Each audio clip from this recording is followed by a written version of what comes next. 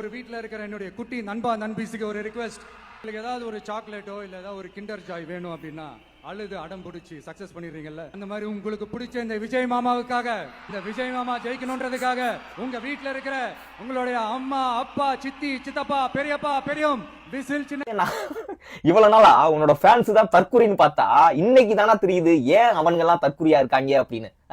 18 வயசு கீழே உள்ள குழந்தைங்களுக்கு எதையும் முடிவெடுக்க முடியாது, அவங்களுக்கு எது நல்லது கெட்டதுன்னு பகுத்தறிந்து தேர்ந்தெடுக்க முடியாது அப்படிங்கிறதுக்காக தான் அவங்களுக்கு ஓட்டர் ஐடியை கொடுக்காம கவர்மெண்ட் வச்சிருக்கு.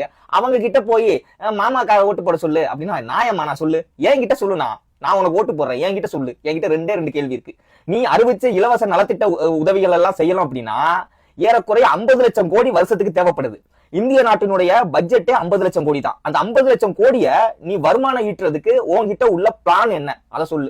இன்னொரு கொஸ்டின் என்ன அப்படின்னா, ஏறக்குறைய தமிழ்நாட்டுக்கு 10 லட்சம் கோடி கடன் இருக்கு. அந்த 10 லட்சம் கோடி கடன் அடைக்கிறதுக்கான உன்னுடைய பிளான் என்ன? இந்த 2 கேள்விக்கு மட்டும் பதில் சொல்லு. என்னோட குடும்பத்தை ஒட்ட நான் உனக்கு போடுறேன்.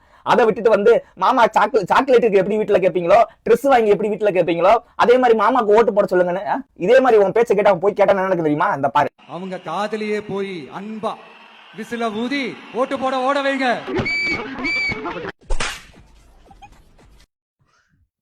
இது என்ன இது?